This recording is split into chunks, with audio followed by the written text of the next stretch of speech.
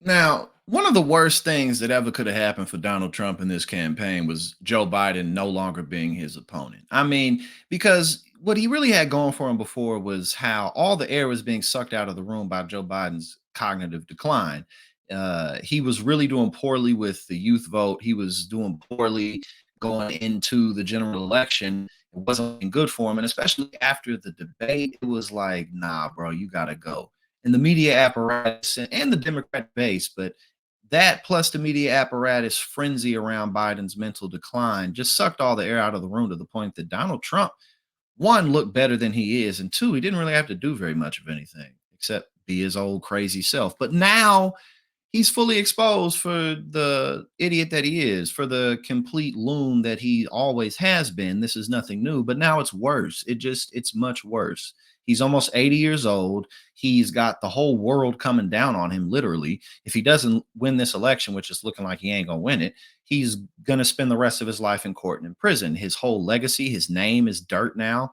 Donald Trump has a lot that he's anxious and stressed out about. And because of that, every time he goes anywhere, he bombs, whether it be the Univision town hall he just did, whether it be the debate with Kamala Harris. After that, one of the most one sided, worst debates we've ever seen. After that, Donald Trump was like, no, it's like, well, I'm a prize fighter and I won the fight. No, no, no, bro. You just got embarrassed in front of the world, so you don't want to do it again. No second debate, no 60 Minutes interview. And the only thing he's been doing is Fox and Friends because they're not going to ask him anything challenging. They're just going to let him ramble endlessly. So now let's take a look at some of the other things that Donald Trump has been canceling because again, every time he does anything, it's a disaster for him. I'm the father of IVF. What does that mean, Donald? But again, now that's all in full view. So let's check this out and see what's up. Donald Trump was pulled out of two major interviews Thursday after the Republican presidential nominee made several appearances this week that went disastrously awry. And again, keep in mind the election's in a few weeks. Not only is the election in a few weeks, but Democrats are massively outperforming Republicans in early voting. This is just a fact. It's just a fact. On top of Donald Trump is campaigning in all the wrong states, his get out the vote effort is weak. This ain't good for him. This ain't good for him. And meanwhile, Kamala Harris is everywhere. She's everywhere. She's on Fox. She's with Charlemagne. She's doing all these podcasts, and Donald Trump is only doing Fox and Friends. Trump had been scheduled to do an interview with NBC News' senior business correspondent Christine Romans that would air Monday, but the plans for a face-to-face were apparently shelved. CNN's Brian Stelter reported Thursday that one source suggested the interview had only been postponed. Again, postponed until when? The election's in 2 weeks. Postponed till when? You know? All right, so the former president also canceled his speech to an NRA convention on Tuesday in Savannah, Georgia. Convention organizers said Trump had a scheduling conflict. These two changes come just days after Trump canceled plans to appear on CNBC's Squawk Box, which the economic show's co-chair Joe Kernan reported Tuesday. While Trump's campaign claimed he would be unable to attend the Friday interview due to scheduling conflicts that would bring him to Michigan, he is actually scheduled to appear live on Fox and Friends.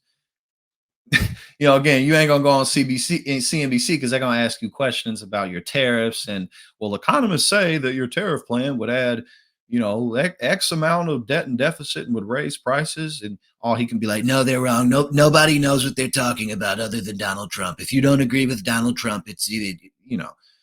So he's just sticking with Fox and Friends because again, he can just ramble endlessly. They're not going to ask him anything on Fox and Friends.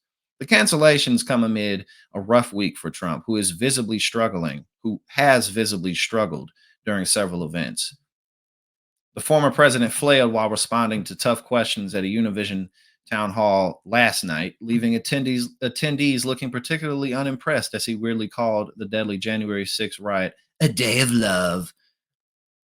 He babbled incoherently during an interview at the Economic Club of Chicago too. Oh yeah, he was like, when the editor for Bloomberg was taking him to task over his economic policies and stuff, he was like, well, what has the Wall Street Journal ever gotten right? They've been wrong about everything, and so have you. You've been wrong about everything your whole life. Nobody knows what they're talking about except for Donald Trump. Just shut up and listen. And then obviously they're pointing out to the other day when he did a town hall and He took the opportunity to stop answering questions so that he could sway back and forth for 40 minutes to his playlist because he just wanted everybody to hear the type of music he bops to. So he had that. And then, of course, not doing the 60 minutes interview, which he's so weirdly obsessed with now. It's like out of all the interviews Kamala's doing, you're so hyper focused on 60 minutes because you didn't do it. That's why. It's because he didn't do it. It's not because what he's saying is legitimate. It's the big scandal in broadcast history. CBS should lose their broadcasting license. Like, why? Why? But again, the why is because he didn't do it and he's deflecting. It seems that Trump is trying desperately to avoid a mainstream interview with journalists who aren't in his pocket, opting instead for friendlier, foxier faces. Meanwhile, Vice President Kamala Harris doesn't appear quite as apprehensive to speak with those who might not agree with her. And again, all of that, when it comes to these last final weeks of the election, especially with those disenfranchised Republicans, all of this shit matters, man. Like Kamala's doing all these interviews, going into all these places that aren't particularly necessarily friendly to her, and Trump isn't. So regardless of how Kamala performed in the many interviews that she's done, she's doing them, and Trump is not doing them, which makes her look like she's up for the job. It makes her look like she wants to do the job. It makes her look like she's trying to earn people's favor the right way versus Donald Trump, who just feels that he's entitled to whatever he wants. He should never have to face the consequences for his actions, no matter what they are. We should terminate the Constitution so that everything's endlessly about him. So, at the end of the day, this really just is a very easy choice. This is not a difficult choice at all. It really is.